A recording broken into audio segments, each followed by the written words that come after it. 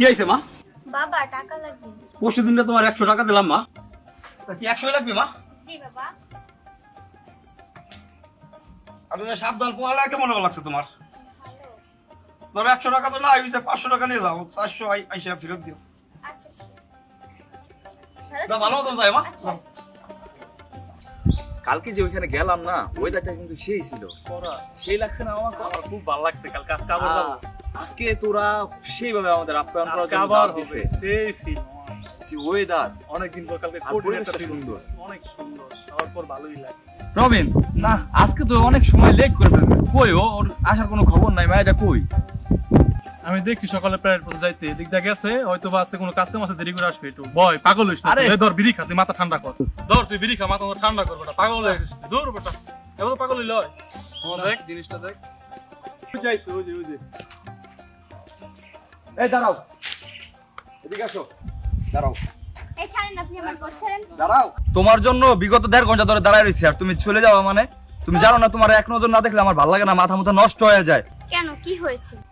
দোস্ত, এই মেয়ে জানে না, ওই মেয়ে কি কয়, ও জানে না ওর আমি ভালোবাসি, আমার ভালো লাগে, প্রতিদিন ওর তোমার জন্য আমি দাঁড়াই থাকি না, কিসের জন্য? ভাগ না, আমার সময় কি দাম নাই? এই তোকে না বলছি আমাকে ডিস্টার্ব করবি না, তারপর আমাকে আটকাস। মামা এটা কি হলো মামা? শারমিন আমার থাবুর দিয়ে চলে গেল। বিষয়টা ভালো লাগলো না মামা। আরে মামা, থাবুর যে দিল, ওর থাবুর কি আমি ব্যথা পাইছি? এ তো আমার কাছে একদম ভালোবাসা ছিল। ভালোবাসায় একদম মানুষ অনেকটা পাগল বন্ধু হয়, এত আমার। ভালো আগে জানতাম না মামা। একদম।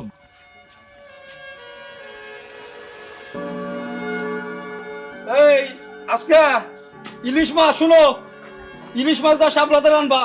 ওই যে ওইবার দরবার আছে, দরবারটা এসে গেলাম, দুপুরে ভারী ভাত খাবো। বাবা আমি আর পরে লেখাই করব না। কি হয়েছে মা, তোর কি হয়েছে? বাবা ওইবারে মুখলেস কাকার ছেলে আমাকে ডিস্টার্ব করে প্রতিদিন। আমি এতদিন তোমাকে কিছু বলি নাই, আজকে আমার সাথে খুব খারাপ ব্যবহার করছে, এই কারণে বলতে আমি বাধ্য হইছি। আমি এই কারণে আর পড়ালেখা করব না। তুই আর আগে কোশ নাই কে? আজকে কেন বসিস বাড়ি? যাও ঘরে যাও, আমি দেখবো, দেখি।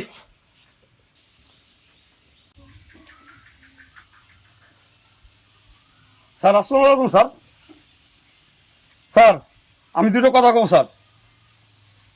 জি স্যার। স্যার আমার মেয়েটার প্রতিদিন এই যে নগরগঞ্জ নাচতে যাওয়ার সময় আমার মেয়েটা ডিস্টার্ব করে স্যার। ওই যে ওই পাড়া মুখ ছেলে আমার গ্রামের স্যার।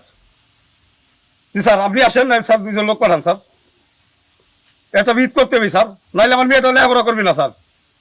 অনেক কিছু বলতে হবে স্যার, কোনোদিন লেখাপড়া করবে না স্যার, এই ফিলে চলতে পারে স্যার। আপনি তো আসেন স্যার প্লিজ স্যার। ঠিক আছে স্যার, লোক পাঠান স্যার। আসসালামু আলাইকুম স্যার।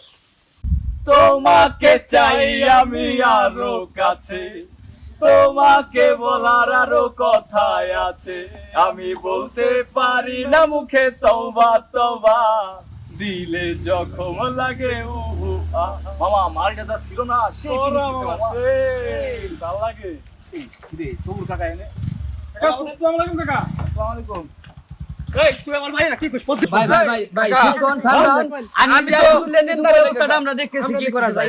আপনি আপনি ঠান্ডা, তোমরা ইফতিজিং করো এখানে, দেখাচ্ছি তোমাদের। ভাই, আসো, আসো। ভাই, আসো, দেখা।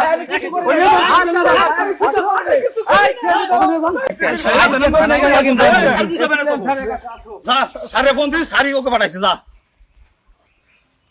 প্রিয় দর্শক, আপনারা এখন দেখলেন নাটক ইফতিজিন। আসলে প্রতিনিয়ত আমাদের দেশে এভাবে আমাদের মেয়েরা ইফতিজিন হচ্ছে বখাটে ছেলেদের কাছে। আমরা নিজেরা সাহস করে প্রতিবাদ করি, না পারলে অবশ্যই নিকটতম আমাদের যে উপজেলা নির্বাহী কর্মকর্তা থাকে তাকে অবগত করি, আইনি রাস্তায় নেই। তাহলেই আমরা যদি সবাই সতর্ক হই, তাহলে ইফতিজিনটা অনেক কমে যেতে পারে। এই বলে তাজা খোলা লাইভের পক্ষ থেকে সবাইকে শুভেচ্ছা জানিয়ে শেষ করছি। আসসালামু আলাইকুম।